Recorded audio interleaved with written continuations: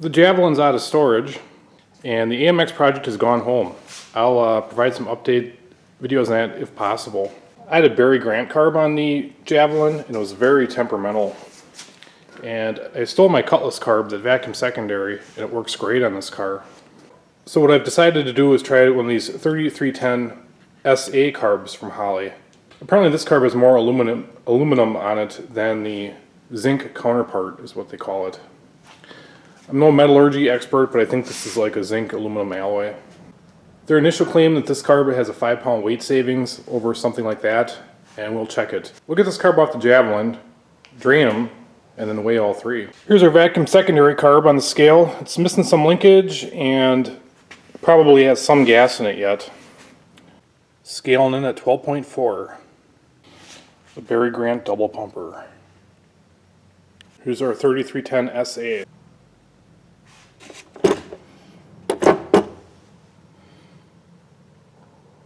So it probably is like a 4-pound weight savings. It'll definitely gain some weight once it's filled up. Sure is a pretty looking carb. Looks like they went to a sight glass in their fuel bowls. We'll see how those work out. And it looks like they have the nylon bowl screw gaskets already in place, but they still have the paper needle and seat gaskets. I'm going to go ahead and throw these AED jobs in there as a preemptive strike. I also ordered a secondary metering block to replace the metering plate that's in this carb so I can have interchangeable jets. And when that comes in, we'll screw some jet extensions on it.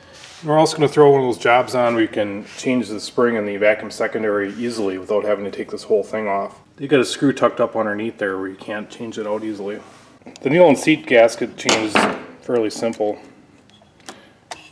There's the top paper gasket and the bottom paper gasket.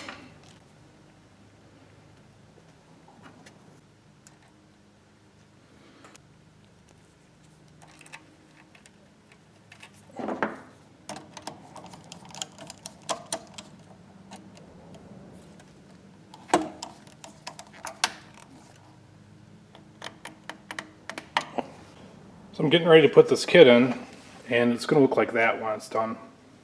Instructions are saying to remove the 3 screws that hold the facile cam plate on, because one of the screws for taking this off is underneath there.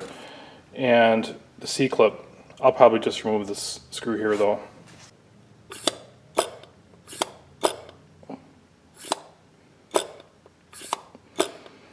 That's how those work.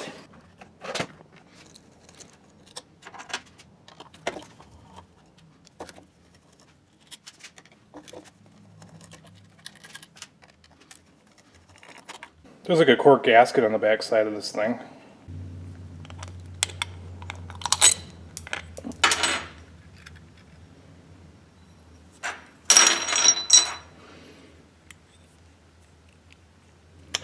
They're saying that some of these housings have a check ball that would go here. If it's got it, you got to keep it.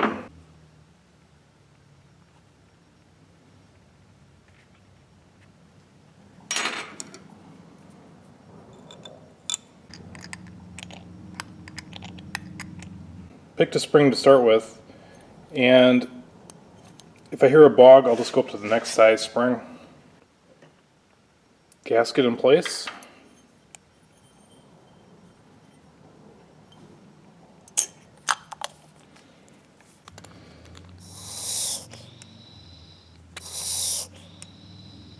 Got the choke back together here. Getting ready to bolt it on. Since I don't have that secondary metering block over here yet, I'm going to have to adjust this fuel line. I actually got this fuel line from Summit. Pretty happy with it. Only thing was I had to put a spring in here with the sintered bronze filter. I can just loosen this nut up here and adjust it for this carb. I just realized that how I went to a step nut for that fitting that holds the fuel filter in. This one's 3/4 here. These 1-inch jobs are like impossible to get a wrench on. So I've already run the carb here, and it's like a week later and my secondary metering block came in. This part number is specific to this aluminum carb.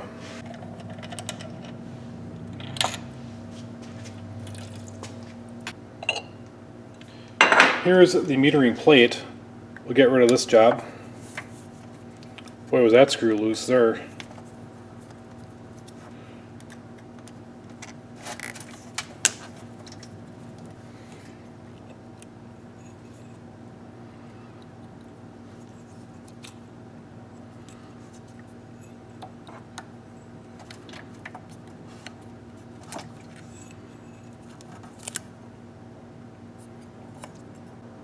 I'm seeing a 21 stamped in there.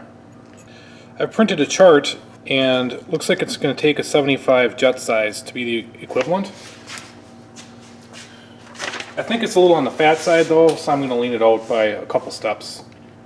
Really the whole point of this is so to tune it I don't need to have a bunch of metering plate. I can just go to my handy dandy jet kit and pick some jets up out of here. Don't know if you can see it, but the new metering block came with a 76 jet, so we'll step that down a little bit.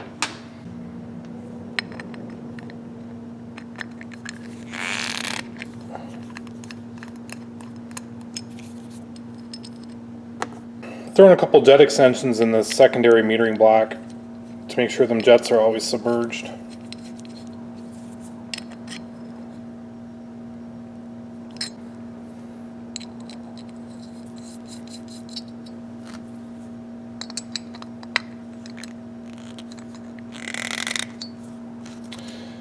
Boy, that sure sticks out. Not sure what Summit sold me here.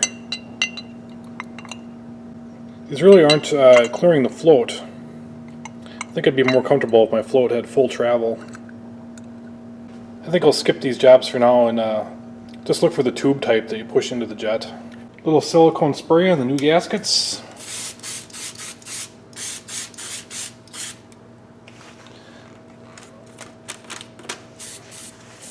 Something else I could note here is this new secondary plate does not have a power valve provision, and I didn't really want one.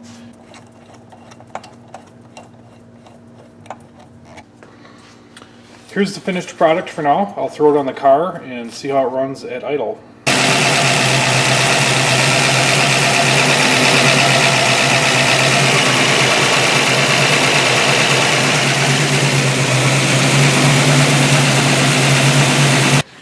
I'm liking these carb float level windows. Hopefully they stand up to the test of time. Well, I got it running fair. It's going to need some more tuning, but I think that'll be a wrap for this video. Thanks for watching.